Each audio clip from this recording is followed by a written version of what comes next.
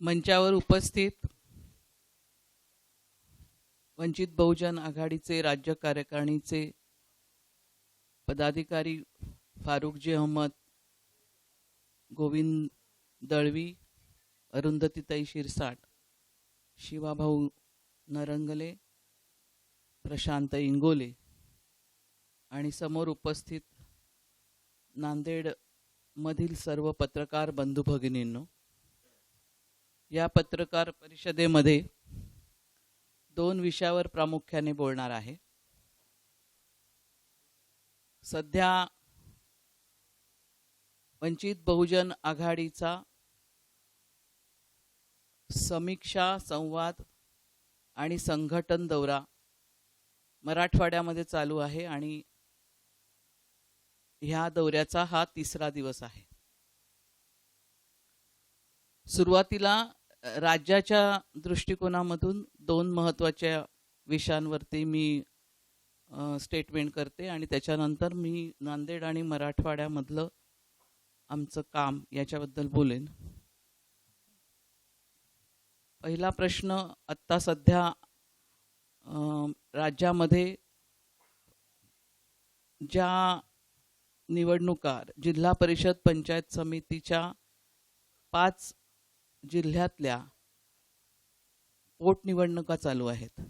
Supreme कोर्टाने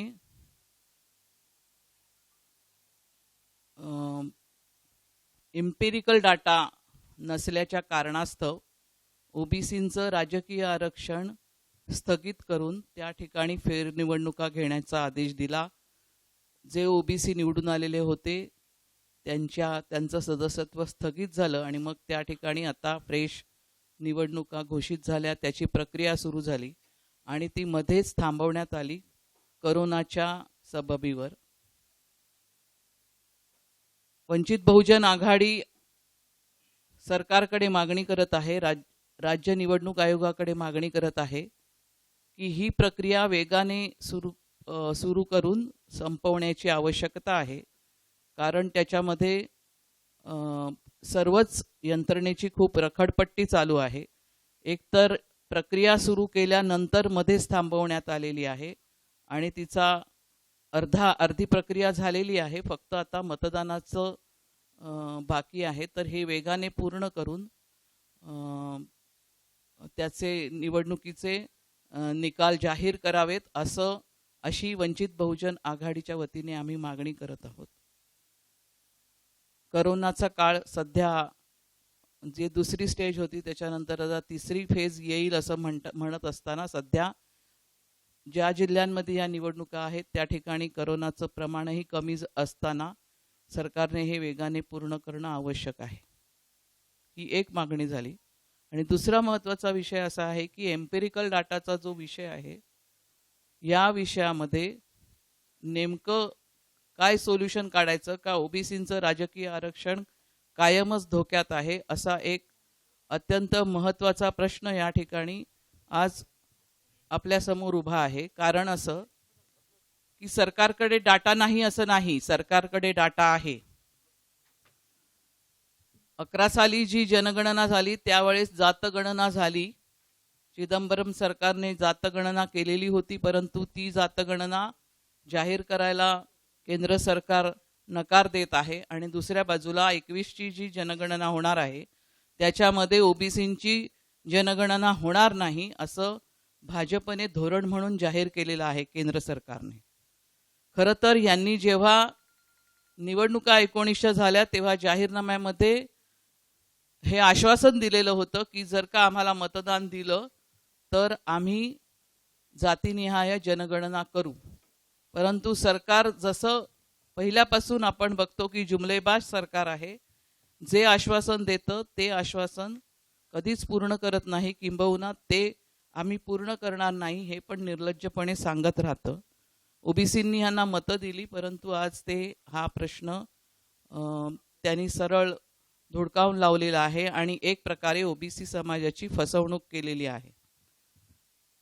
एक तर जी जनगणना असते त्या जनगणनेबद्दल एक वैधानिक बंधन असतं की ती जनगणना ही जाहीर करावी लागते आणि जातगणना करणं, सर्व्हे करणं, त्या सर्व्हेची आकडेवारी जाहीर करण्याचं बंधन नसतं आणि त्यामुळे दुसऱ्या कुठल्याही प्रकारे जर तुम्ही सर्व्हे केला तर ती आकडेवारी पुढे येऊ दिली जात नाही. याचं कारण आपल्या देशामधलं जे प्रस्थापित जातींचं राजकारण आहे त्याच्यामध्ये ओबीसींचं लोकसंख्या, ह्या लोकसंख्येला मिळालेली विकासाची संधी किंवा त्यांचं मागासलेपण याचं मोजमाप जनगणनेमधून पुढे येत असतं आणि त्यातून खूप मोठं एक राजकीय हत्यार उभं राहतं आणि तेच त्या ठिकाणी पुढे येऊ नये हे एक प्रकारे राजकीय षडयंत्र असतं आणि म्हणून जनगणना होऊ दिली गेली नाही गेल्या 70 वर्षामध्ये. आमचं याला वंचित बहुजन आघाडीची ही भूमिका आहे की जनगणनेशिवाय हा प्रश्न सुटणार नाही, कारण गेल्या 70 वर्षात ओबीसींना विकास निधी देखील मिळाला नाही नियोजनामध्ये. याचं कारण त्यांच्या स्थितीचं मोजमापच जनगणनेच्या मार्फत होत नाही, ते होण्याची आवश्यकता आहे. दुसऱ्या बाजूला जर का ह्यांचं हे जे सर्व मागास समूह आहेत, वेगवेगळे जे समूह आहेत, SC असतील, ST असतील, ओबीसी असतील, मुस्लिम असतील, ह्या सर्वांचं जे काही या संविधानाने दिलेले अधिकार आहेत ते मिळायला हवे असतील तर त्यांची स्थिती कशी आहे याच्याबद्दलचं वस्तुनिष्ठ मोजमाप करण्याचं एक साधन जनगणना असते आणि म्हणून प्रत्येक समूहाला त्यांच्या विकासासाठी अशा प्रकारच्या माहिती पुढे येण्याची आवश्यकता असते. आणि म्हणून आम्ही या ठिकाणी परत हे स्टेटमेंट करतो आहोत की जनगणनेशिवाय पर्याय नाही. केंद्र सरकारला ही जनगणना करावीच लागेल, ओबीसींना हे आंदोलन तीव्र करावं लागेल. ही वंचित बहुजन आघाडीची भूमिका आहे आणि आमची मागणी आहे की केंद्र जे जनगणना करतं त्याच्या मार्फतच ओबीसींची जनगणना झाली पाहिजे. आता दुसरा प्रश्न स्थानिकचा आहे. या ठिकाणी मराठवाड्याचा दौरा उस्मानाबादमधून सुरू होताना देखील आम्ही हे मांडलेलं आहे की मराठवाडा हा महाराष्ट्राचे जे अनेक अविकसित मागासलेले भौगोलिक विभाग आहेत, कोकण, विदर्भ, मराठवाडा, त्यातला एक भाग आहे आणि ह्याचा विकास झाला नाही. विकासाची धोरणं योग्य प्रकारे राबवली गेली नाहीत. याचं कारण गेल्या 70 वर्षातलं राजकारण हे घराणेशाहीमध्ये आणि नात्यागोत्यामध्ये अडकलेलं राजकारण आहे. यामध्ये सामान्य वंचित समूहाचे मतं घेतली जातात परंतु त्यांच्या विकासाची धोरणं आखली जात नाहीत आणि हे राजकारण बदलणं हे आज वंचितांच्या हातात आहे आणि वंचितांना आमची हाक आहे की हे राजकारण बदलल्याशिवाय आपल्याला भवितव्य नाही. आणि म्हणूनच या ठिकाणी हे नात्यागोत्याचं आणि घराणेशाहीचं आणि वंचितांचं शोषण करणारं अविकासाचं जे राजकारण आहे ते खतम करण्याचा आमचा निर्धार आहे. आता नांदेडबद्दल बोलायला गेलं तर नांदेड हे खरं म्हटलं तर 2 नद्यांच्या कवेत असलेलं एक शहर आहे की जिथे खरं म्हटलं तर पाण्याचा तुटवडा पडता कामा नये. परंतु आपण पाहतो आहोत की नांदेड शहरामध्ये देखील पाण्याचा पुरवठा जो आहे तो नीट नाही. 5-5, 6-6 दिवस पाणी येत नाही असं मी ऐकलं. आणि दुसऱ्या भागात, ग्रामीण भागामध्ये पुरेशा स्वच्छ पाण्याची कोणतीही तरतूद नाही. तर हे जे विकास आहे, हा जो नांदेडचा विकास म्हणा किंवा अविकास म्हणा, हे गेल्या 70 वर्षामध्ये या नांदेडने जवळजवळ 4 टर्म्स मुख्यमंत्रीपद उपभोगलं आहे. यांच्या घराण्यांचा विकास होतो परंतु जनता मात्र अनेक सोयी सुविधांच्या अभावी या ठिकाणी वंचित आहे. पाणी नाही, या ठिकाणी म्युन्सिपाल्टीकडे विकास निधी नाही म्हणून रस्ते, नाले आणि इतर अनेक ज्या नागरी सुविधा आहेत त्या नागरी सुविधांपासून देखील नांदेड शहर वंचित आहे. इथे वेगवेगळ्या प्रकारचे निधी आले. उदाहरणार्थ गुरुता गद्दीसाठी 2000 कोटी आणल्याचं सांगितलं गेलं परंतु विकासासाठी त्याचा उपयोग झाला नाही. तर पैसा या ठिकाणी आणून या नगरीचा विकास करणं हे ज्या लोकांना जमलं नाही त्यांची सत्ता या ठिकाणाहून बदलण्याची, त्यामध्ये परिवर्तन आणण्याचं एक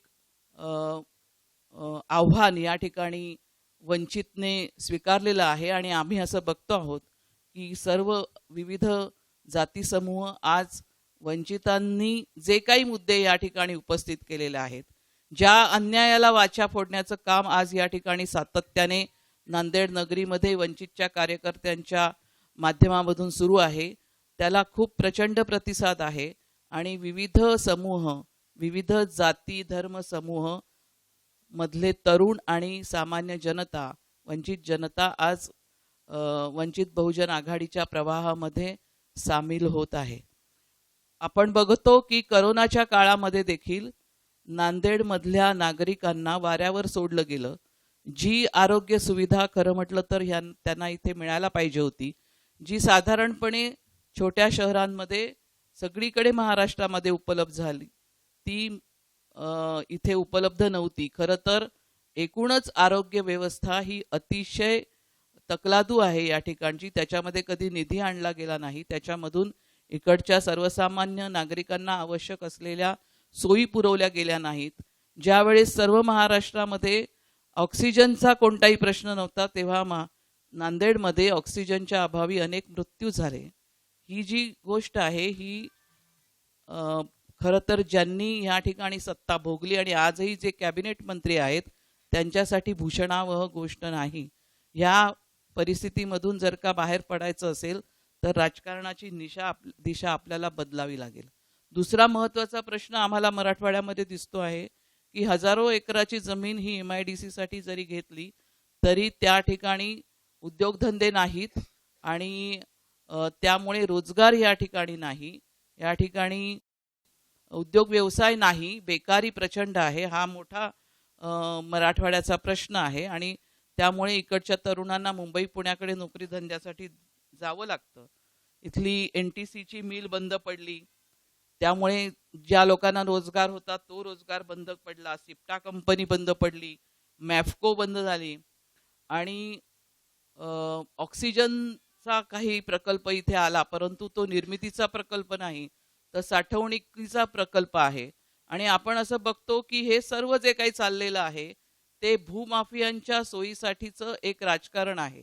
यांना लोकांच्या रोजगारापेक्षा स्वतःची जमिनी खरेदी करणं इथे आणि त्याच्या आधारावरती ह्या ठिकाणी स्वतःची साम्राज्य निर्माण करणं ह्याच्यामध्ये इंटरेस्ट आहे. आणि म्हणून आम्हाला असं वाटतं की ही जी सत्ता आहे, हे जे धोरणं आहेत, ही धोरणं बदलण्यासाठी याच्यामध्ये आमूलाग्र बदल करण्याची आवश्यकता आहे. आणि म्हणून वंचित आज राजकारणामध्ये ज्या भूमिका घेऊन आलेला आहे त्याचा भाग म्हणून आम्ही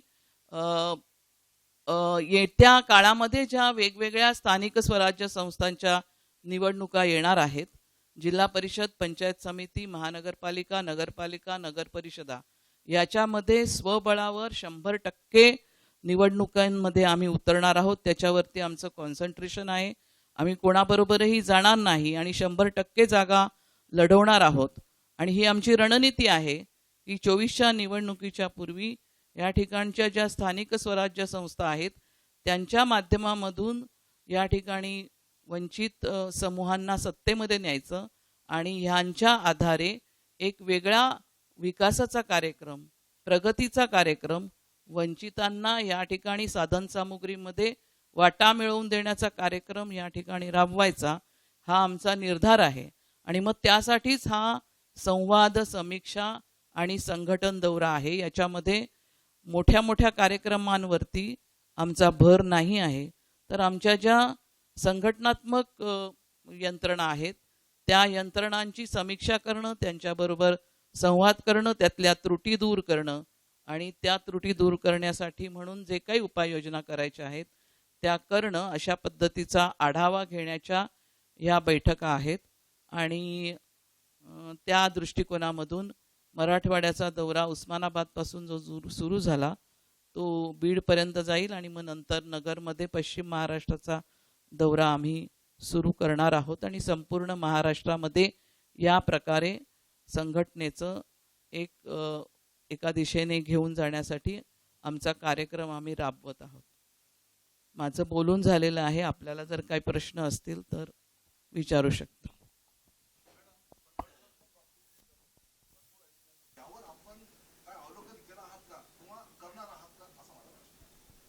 हे बघा, प्रतिपक्षामध्ये प्रतिपक्षाचा हे करून दिशाभूल करून त्यांना संभ्रमित करून त्यांना फोडणं हे राजकारणाचा भाग आहे. आणि आमचे प्रतिस्पर्धी ते राजकारण सर्व ठिकाणी करत आहेत. त्यामुळे त्यांचा फोडाफोडीचं जे राजकारण आहे त्या राजकारणावरती मला काही कॉमेंट करायची नाही. ते त्यांना त्यांचा पक्ष चालू ठेवण्यासाठी करावं लागणार आहे. प्रत्यक्षामध्ये आपण जे म्हटलं की बौद्धांना वगळून या ठिकाणी नेतृत्व उभं होत आहे, ही अफवा तरी आहे किंवा हा अपप्रचार आहे असं काही नाही. आणि हे तुम्हालाही माहिती आहे, मलाही माहिती आहे की पक्षाच्या संपूर्ण यंत्रणेमध्ये एक सामाजिक समीकरण जे बाळासाहेबांनी मांडलेलं आहे आणि संपूर्ण महाराष्ट्रामध्ये आम्ही ते राबवत आहोत. त्याच्यामध्ये अतिशय मोठ्या प्रमाणावरती विविध समूह आमच्याबरोबर जोडत आहेत. आणि बौद्ध, मुस्लिम, OBC म्हणजे मी आता एवढे दौरे करून आले, या सर्व दौऱ्यांमध्ये बौद्ध कार्यकर्ते जे मुळात आपली टीम आहे ही कुठेही गेलेली नाही, हललेली नाही. आणि कुठल्याही पक्षामध्ये ये जा चालूच असते. त्यामुळे त्याच्या जे बाहेर निघाले आहेत त्यांच्याकडे बघून आपल्याला हे करता येत नाही, तर वस्तुस्थिती जमिनीवर काय आहे याचा अंदाज घेऊनच आपल्याला बोलावं लागतं. तर अशी कुठलीही वस्तुस्थिती नाही आहे. सर्व बेस त्या ठिकाणी कायम आहे. इतर समूह हे मुळात बेस तिथे जेव्हा इंटॅक्ट असतो तेव्हा जमत असतात आणि जुळत असतात. आणि हे आमचा अनुभव आहे की संघटना आमची सर्व ठिकाणी मोठ्या प्रमाणावरती त्याच्यामध्ये इन्कमिंग सुरू आहे. ती खूप जोरात वाढते आहे. लोकांना खूप या वंचित बहुजन आघाडीच्या राजकारणावरती आशा केंद्रित आहेत, अपेक्षा आहेत आणि ते आम्ही पुढे घेऊन जात आहोत. आता ह्याच्यामध्ये जेव्हा मतभेद निर्माण करण्याचा प्रयत्न होतो, दिशाभूल निर्माण करण्याचे प्रयत्न होतात, त्याच्यासाठीच तर हा संवाद दौरा आहे. याच्यामधून ज्या चुकीच्या गोष्टी पसरवल्या जातात आहे, अफवा पसरवल्या जातात आहे, अपप्रचार केला जातो आहे, गैरसमज वाढवले जात आहेत, या सर्वावरतीच हा दौरा हे एक महत्त्वाचं असं उपाय आहे. आणि त्याच्या माध्यमामधून सर्व ठिकाणी जे संवाद आमचे होत आहेत, आपण पत्रकार आहात, आपण आढावा देखील घेऊ शकता. पाठीमागून जिथे दौरे झालेले आहेत त्या ठिकाणी कार्यकर्ते अतिशय आशावादी बनलेले आहेत, कारण की जे त्यांच्या अडचणी होत्या त्या अडचणी सोडवण्याचं कामच या दौऱ्याच्या माध्यमामधून होतं आहे.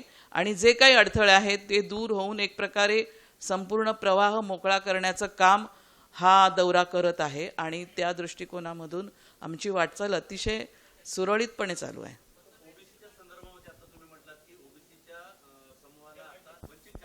आम्ही मुळात आता ही जी मागणी केलेली आहे या मागणीचा पाठपुरावा वंचितमधला जो वंचितचा संपूर्ण कार्यक्रम आहे त्याच्यामधून आपल्यासमोर येईलच. परंतु फोटो काढणं हा आजच्या राजकारणाचा भाग आहे. ती तुमची टीका मी समजू शकते, मला त्याच्याबद्दल तक्रार नाही, तसं व्हायला नाही पाहिजे. परंतु या गोष्टींचा आम्ही अतिशय प्रामाणिकपणाने पाठपुरावा करू मागतो. याचं कारण की हे सगळे जे समूह आहेत त्या समूहांवरती जो आत्तापर्यंतचा अन्याय झाला त्याच्याबद्दल वेळोवेळी आम्हीच भूमिका घेतलेल्या आहेत. म्हणजे मंडल आयोग महाराष्ट्रामध्ये जो आला मुळात त्याची सुरुवातच मुळी या ठिकाणी जी झाली ती भारीप त्यावेळेस होतं. त्या भारीपच्या माध्यमामधून खूप मोठ्या प्रमाणावरती मंडलच्या बाबतीतली जनजागृती झाली.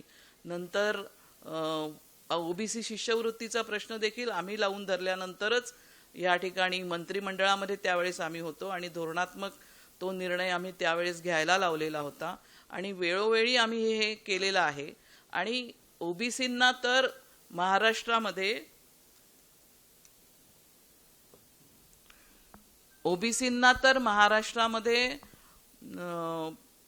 सत्तेमध्ये आणण्याचं काम वेगवेगळ्या जिल्हा परिषद पंचायत समित्यांमधून वंचितच्या माध्यमामधूनच सुरू आहे. इतर पक्ष तर त्यांना तिकीटही देत नाहीत.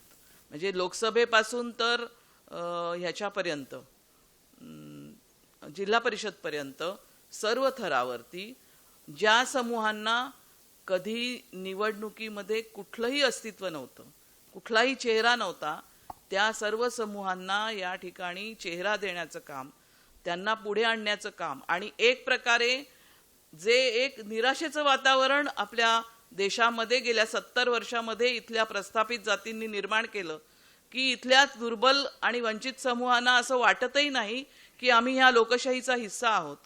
तर एक मोठं सामाजिक आणि मानसिक त्यांना या ठिकाणी आशा देण्याचं, अपेक्षा निर्माण करण्याचं, त्यांचं अस्तित्व निर्माण करण्याचं काम लोकसभेच्या माध्यमामधून जेव्हा आम्ही अतिशय दुर्लक्षित जातींना, छोट्या छोट्या दुर्बल जातींना, ज्यांच्याकडे आर्थिक साधन सुद्धा नाहीत, त्यांना या ठिकाणी चेहरा दिला, त्यांना या ठिकाणी उभं केलं आणि समोर आणलं, त्याच्यामधून झालेलं आहे. तर ही एक केवळ आरक्षण हा त्याचा मार्ग आहे असं मी मानत नाही. आमचं राजकारणच मुळी या संपूर्ण जातींना ताकदवान बनवण्याचं, त्यांना सत्तेत आणण्याचं, ताकद देण्याचं राजकारण आहे. आणि त्यामुळे तुम्ही आमच्यावरती फक्त फोटो काढता हा आरोप आमच्यावर करूच शकत नाही. कारण ज्या जातींना गेल्या 70 वर्षामध्ये कधी राजकारणामध्ये ओळखच नव्हती, नाही ठीक आहे ना, पण तुम्ही आमच्या बाबतीत ते बोलू शकत नाही. कारण तुम्ही अशा जाती आहेत की ज्या जातींची नावं देखील महाराष्ट्राला माहिती नव्हती, त्या जातींची नावं लोकसभेमध्ये आम्ही उमेदवार उभे केले म्हणून लोकांना कळलेली आहेत. त्यामुळे हे आमच्या राजकारणाच्या बाबतीमध्ये आम्ही प्रामाणिक आहोत, कारण तीच आमची ताकद आहे हे आम्हाला माहित है. फिलहाल आप अगर देखेंगे तो एक तो समझौते की कोई आज गुंजाइश नहीं है, लेकिन मुस्लिम इतनी बड़ी पैमाने पर वंचित से जुड़ रहा है. हर शहर से जो खबरें आ रही हैं आप देखेंगे कि यहाँ पर प्रवेश हो रहे हैं. नांदेड़ को आप तो नांदेड़ का तो अनुभव ले रहे होंगे. सोलापुर में यही बात है, औरंगाबाद में यही बात है, पुणे में यही बात है. मैं जहाँ जहाँ जाके आई हूँ कि मुसलमान यूथ जो है, मुसलमान आम आदमी जो है इतना जुड़ रहा है. तो हमारी रणनीति, हमारे पार्टी का जो पूरा संगठन है, उसी में ये सारे जो समूह हैं उनको शरीक करके हमारी ताकत बढ़ाने का है. अगर हम समझौते की राजनीति करते रहेंगे तो हम बढ़ेंगे नहीं. ये आज हमारी रणनीति है. मुझे मालूम नहीं कि विधानसभा और लोकसभा के लिए कुछ बात थोड़ी बाद में हो सकती है, लेकिन स्थानिक स्वराज्य संस्था में हमारी ताकत बढ़ा के ये सारी जो अलग अलग कम्युनिटी साथ में आ रही है उनको साथ में लेके पार्टी की ताकत बढ़ाने की आज रणनीति है. मैडम मेरा एक सवाल आहे.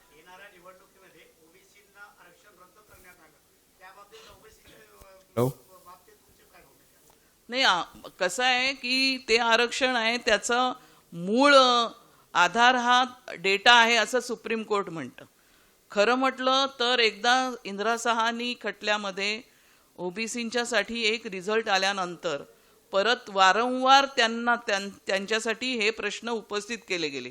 आपण जर बघाल तर अर्जुन सिंगांनी जेव्हा उच्च शिक्षण संस्थांमधल्या आरक्षणाच्या गोष्टी केल्या, त्याच्यानंतर आता हे राजकीय आरक्षणाच्या ह्याच्यामध्ये त्याला चॅलेंज केलं गेलं, तर हे ओबीसींची संख्या काय हा प्रश्न वारंवार उपस्थित केला गेलेला आहे. आणि त्याला खरं म्हटलं तर इंदिरा साहांनी खटल्यामध्ये उत्तर मिळालेलं असून देखील कायद्याच्या कचाट्यात हा प्रश्न कायम आणला जातो, अडकवला जातो. याचं कारण असं आहे की आज ओबीसींच्या मध्ये देखील त्या प्रकारे राजकीय ऐक्य किंवा राजकीय एकजूट आपल्याला दिसत नाही. आता हा प्रश्न जर का आकड्यामध्ये अडकवायचा नसेल तर म्हणूनच त्यासाठीच ही जी मागणी आहे की जनगणनाच झाली पाहिजे, त्याच्याशिवाय ह्या वारंवार प्रश्नचिन्ह उपस्थित करणं हे खरं म्हटलं तर याच्यामध्ये ओबीसींचा काय दोष होता? सरकारने आकडेवारी द्यायला पाहिजे होती, करायला पाहिजे होती उपलब्ध. तर ते जर का आपले कर्तव्य करत नसतील तर त्याचं नुकसान ओबीसींनी खरं तर का झेलावं? परंतु या ठिकाणी आपण बघतो की ज्यांच्या हातामध्ये निर्णय घेण्याची शक्ती आहे, जे निर्णय घेतात, ते ओबीसींसाठी काही करत नाहीत. आम्ही तर दुसरी देखील मागणी आत्ता केलेली आहे की ओबीसींचं जे महामंडळ आहे, या महामंडळाला पुरेसा निधी देखील दिला जात नाही, त्याला भरीव निधी दिला पाहिजे, अशी देखील मागणी आम्ही वंचित बहुजन आघाडीच्या माध्यमामधून करत आहोत. तर एकूण ओबीसींना मतासाठी वापरायचं, त्यांना वेगवेगळ्या भूलताफा द्यायच्या, त्यांना त्या कायद्याच्या कचाट्यामध्ये अडकवायचं आणि त्यांच्या तोंडाला पानं पुसायची, हे जर का धोरण आपल्याला बदलायचं असेल तर ओबीसींना देखील विचार करावा लागेल. आणि वंचित बहुजन आघाडी याबाबतीत अतिशय आक्रमक आहे.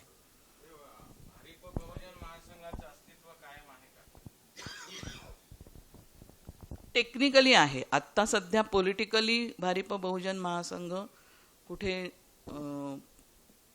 म्हणजे राजकीय संपूर्ण आमचा फ्रंट हा वंचित बहुजन आघाडीच्या माध्यमामधूनच आहे. पण टेक्निकली तिथे आज नोंदणी आहे भारिप बहुजन महासंघाची निवडणूक आयोगाकडे. कुठलं बॅनर? वंचित बहुजन आघाडी. वंचित बहुजन आघाडी आम्ही ठळकपणेच वापरणार, तो आमचा पक्ष आहे. भारिप बहुजन महासंघच्या खांद्यावरती वंचित बहुजन आघाडी उभी राहिली. वंचित बहुजन आघाडी हा आमचा पक्ष आहे, तो आम्ही ठळकपणे वापरणार.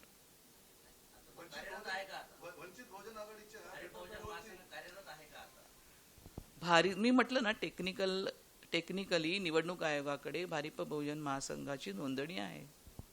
आणि प्रश्न असा झाला होता, खरं तर ते आहे त्याचं कारण की स्थानिक स्वराज्य संस्थांच्या वेळेस आम्हाला वंचित बहुजन आघाडीचं जी नोंदणी होती, एबी फॉर्म देण्याची परवानगी दिली नाही निवडणूक आयोगाने. त्यावेळेस भारिप बहुजन महासंघाचे एबी फॉर्म अकोल्यामध्ये वापरले.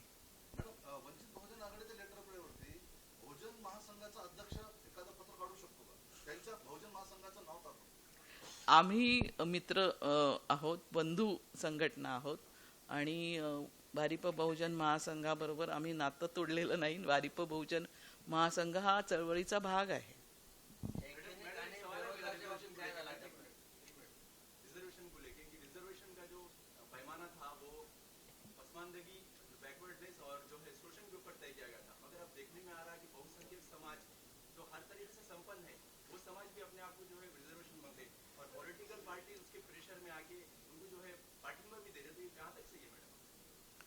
ये जो आप बता रहे हैं ना, ये गलतफहमी है कि अगर आप देखेंगे आज भी केंद्र सरकार की, अगर आप ग्रेड 1 ग्रेड 2 जो अधिकारी है उसमें आप देखेंगे तो आज भी ओबीसी का जो तबका है, फिर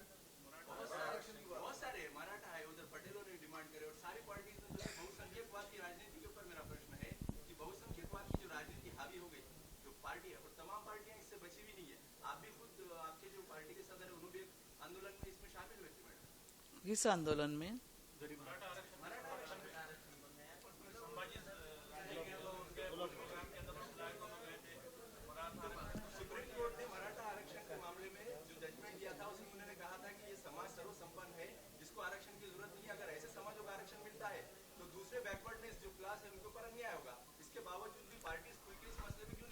देखो, इसमें ना मराठा समाज का जो सवाल है, गरीब मराठा जो है उसके साथ हम हैं, क्योंकि यहाँ की जो घराणेशाही की राजनीति है, उन्होंने गरीब मराठा को इस्तेमाल किया लेकिन उनका विकास हुआ नहीं.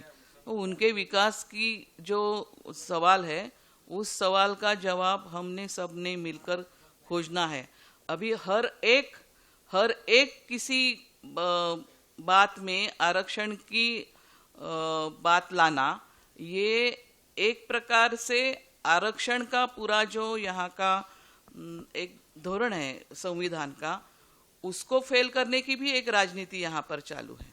तो ये इतना सीधा सवाल नहीं है और इसमें आपको संवेदनाशीलता से जो समाज आज वंचित है, मराठा में भी बहुत बड़ा समाज वंचित है, तो उनकी जो वंचितता है उसको हम संवेदनशीलता से देखते हैं और उसमें बड़े बड़े घोषणा करना हमारा काम नहीं है, लेकिन उसमें हम कानूनी तरीके से क्या कर सकते हैं, दे सकते हैं इस समाज के लिए, इसके प्रति हमारी संगठना अनुकूल है और इसी तरीके से हम इसको देखते हैं.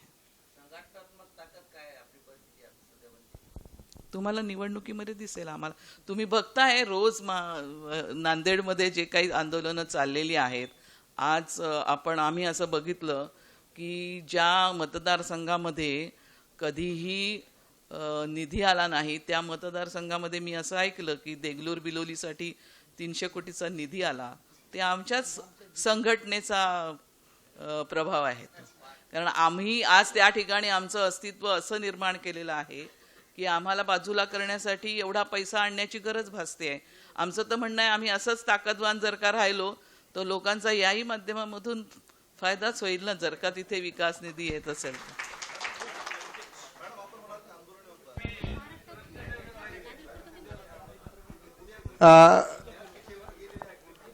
सध्या राज्यानं कोणताही असं सुधारित कायदा केलेला नाही आणि जिल्हाधिकाऱ्यांच्या माध्यमातून त्यांनी गुंठेवारी वगैरे सगळं हे थांबवून रजिस्ट्र्या थांबवलेले आहेत. मला वाटतं याबद्दल प्रश्न आहे ना तुमचं? हां, तर खरं तर महसूल, सरकारचं महसूल, यामुळं गुत्तेदारी, आता बघा महसूल नाही म्हणून दारूचे अड्डे चालू केलेत. हां, लॉकडाऊनमध्ये दारूचे अड्डे, दारूचे दुकानं चालू केले की मिळकत हवी म्हणून. आणि सगळ्यात मोठा महसुलीचा हा रजिस्ट्री माध्यम आहे आणि पूर्ण राज्यामध्ये, पूर्ण जिल्ह्यामधल्या रजिस्ट्र्या थांबवलेल्या आहेत. तर सरकारला नेमकं महसूल मिळवायचे की नाही, पहिला प्रश्न. जिल्हाधिकाऱ्यांना असं पत्र काढून रजिस्ट्री ऑफिसला जे आदेश जिल्हाधिकारी कार्यालयातून निघालेले आहेत, याला जिल्हाधिकाऱ्यांना अधिकारच नाही आहेत. जिल्हाधिकाऱ्यांना या पद्धतीनं आदेश काढून रजिस्ट्र्या थांबवण्याचे आणि नियम लावण्याचे अधिकार नाही आहेत आणि हे बेकायदेशीर प्रकार आहे. न्यायालयामध्ये अनेक पार्ट्या पोचलेल्या असल्यामुळं ते न्यायालयाचा आता त्याच्यात काय निकाल येतो. आणि दुसरं, आता यानंतर हे असंघटित लोक राहतात जमिनीवाले आणि यामुळं प्लॉटिंगवाले जे भूमाफिया आहेत ते परस्पर लाच देऊन कशा पद्धतीनं काम करून घेतात हे नांदेडमध्ये आपण उदाहरण पाहिलं. 2-4 लोकांवर गुन्हे दाखल झाले, बाकीच्या लोकांचे मामले सुटलेत. तर या पद्धतीचं गैरकारभार याच्यामुळे वाढायलंय आणि शासनाचा महसूल बुडतोय. म्हणून वंचित बहुजन आघाडी शासनाच्या या धोरणाचा निषेध करते आणि पुढे चालून न्यायालयानं जर याचं सोल्युशन दिलं नाही तर रस्त्यावरचं आंदोलन वंचित बहुजन आघाडीच्या वतीने आम्ही छेडणार आहोत. मॅडम, आता नांदेडमध्ये तुम्ही आलेला आहात. वंचित बहुजन आघाडीची जे काही तुमची कार्यकारिणी आहे त्या कार्यकारिणीच्या अगेन्स्टमध्ये काही कार्यकर्ते असे आहेत की मी बाळासाहेबांचा किती चाहता आहे हे दाखवण्यासाठी फेसबुकच्या माध्यमातून, सोशल मीडियाच्या माध्यमातून तुमच्या कार्यकर्त्यांच्या बद्दल चांगली फुलं, मुक्ताफळे उधळली जात आहेत. अशा काही कार्यकर्त्यांवरती कारवाई करणार आहात का? कारण ती कुठेतरी एक कीड लागलेली आहे, जी कीड तुम्ही का बाहेर काढणार आहात का? कारण वेळोवेळी तुमच्या पदाधिकाऱ्यांचा अपमान करणे हे कथाकथित आणि स्वतःला स्वयंभू बनवणारे बाळासाहेबांचे चाहते. कसं आहे की इकडची मनुस्मृतीची जी व्यवस्था आहे ती साम दाम दंड भेद वापरते. म्हणजे आमचे विरोधक समोरून आमच्यावरती हल्ले करतात, बाहेरून आमच्यावरती हल्ले करतात, आमचे कार्यकर्ते फोडतात. तसे आमच्या पक्षामध्ये गोंधळ माजवण्यासाठी आतमध्ये देखील लोक सोडतात, याची आम्हाला जाणीव आहे. आणि ज्या ठिकाणी आमची खात्री पटेल की अशा पद्धतीचे आहेत लोक, त्या ठिकाणी योग्य ती जी काही यंत्रणा आमची आहे त्याची कार्यपद्धती आम्ही आता एक ठरवलेली आहे की काय पद्धतीने बेशिस्तीचे विषय हाताळले पाहिजेत. त्या माध्यमामधून त्याच्यावरती योग्य त्या ठिकाणी कारवाई होईल. अनेक ठिकाणी मला असं लक्षात येतं की कार्यकर्ते हे अनभिज्ञ पण असतात आणि त्यातून काही गोष्टी करत असतात. तर लोकांनी चुकून केलेल्या गोष्टी आणि हेतुपुरस्सर केलेल्या गोष्टी याच्यामध्ये फरक करून जे हेतुपुरस्सर संघटनेला त्रास देण्याचं काम चाललेलं आहे ते त्याचं योग्य परिमार्जन करण्याची यंत्रणा आता आमची सक्षम होईल. फारूक भाई, एक सवाल यह है कि पिछले कुछ दिनों से आपने जो एक ते होईल तो एवढा महत्वाचा विषय नाही माझ्या मते. जर का एक कारवाई केल्यानंतर खूप सारं साफ झालंय आमच्या लक्षात येतंय, तर हळूहळू कार्यकर्ते सुद्धा इतके शहाणे होतील की ह्या माणसांचं अस्तित्व कार्यकर्ते शहाणे झाल्यामुळेच धोक्यात येईल आणि राहणार नाही. प्रत्येकावरती कारवाई करत बसणं हा काही राजकीय पक्षाचा हे नव्हे. वेगवेगळे मार्ग असतात, त्या पद्धतीने त्याच्यावरती उपाय शोधले जातील. फारूक भाई, पिछले कुछ दिनों से आपने जो अलग अलग विषयों को लेकर आंदोलन किए, कांग्रेस पार्टी कहीं ना कहीं एक तरह से प्रेशर में आई और आपको उसको टारगेट किया जा रहा है. और अभी जो महापालिका की जनरल बॉडी की मीटिंग चल रही है उसमें तो कांग्रेस के एक सीनियर लीडर ने यहाँ तक बोले कि आप जिस तरह के आरोप लगा रहे हैं कांग्रेस पार्टी पे या उनके काम पर, तो आपके ऊपर गुना दाखिल करने की तक वहाँ पे बात हो रही है. तो आपको क्या लगता है, इस पे क्या बोलना चाहिए? बोलायचंय तुम्हाला घ्या. नांदेड़ शहर में 1997 में कुछ गांव महानगर पालिका हद में लिए गए थे, जिनमें रहीमपुर नाम का भी गांव है. और आज कल हमने रहीमपुर का दौरा किया. 25 साल में सिर्फ एक सड़क बनी है वहां पर. 25 साल में ड्रेनेज नालियां कुछ भी नहीं है, कोई सुविधा नहीं है.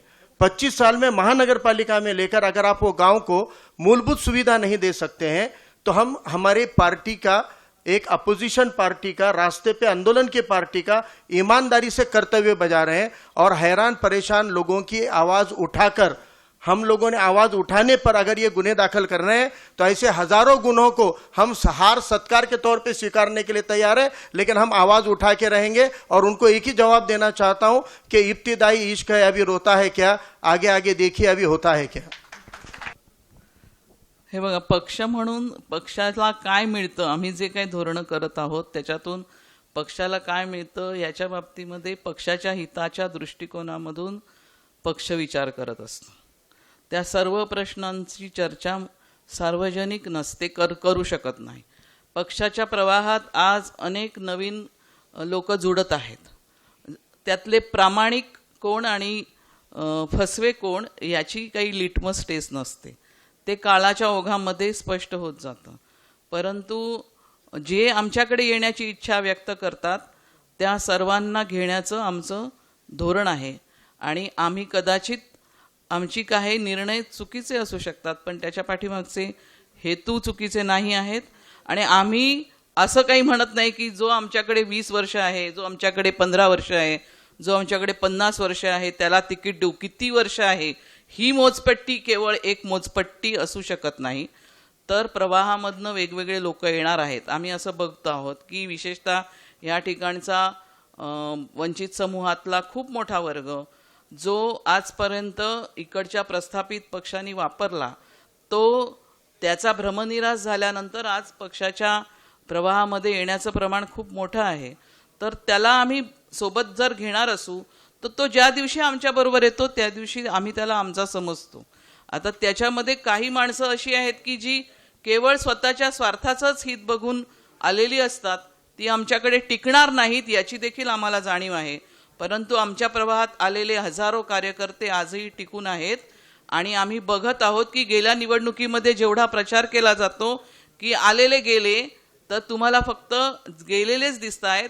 आमच्याकडे राहिलेले देखील खूप मोठ्या प्रमाणावरती अतिशय सिरियसली नवीन आलेले, सिरियसली निवडणुका लढलेले आणि आजही पक्षाच्या कामामध्ये सिरियसली जुटलेले अनेक कार्यकर्ते आहेत की ज्यांचा विचार आज किंवा त्यांची बातमी आपल्यापर्यंत पोचत नसली तरी मी तुम्हाला सांगते की असा खूप मोठा प्रवाह आहे. आणि केवळ जे चुकीचं वागतात त्यांच्याकडे बघून निर्णय प्रक्रिया राबवता येत नाही.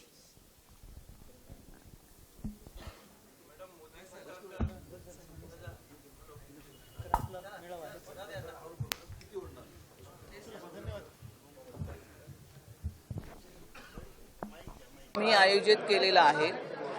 याचं महत्त्वाचं कारण की येत्या काळामध्ये होणाऱ्या ज्या स्थानिक स्वराज्य संस्थांच्या निवडणुका आहेत त्या निवडणुकांवरती आम्ही लक्ष केंद्रित केलेलं आहे आणि त्या ताकदीने लढण्याचा वंचित बहुजन आघाडीचा निर्धार आहे.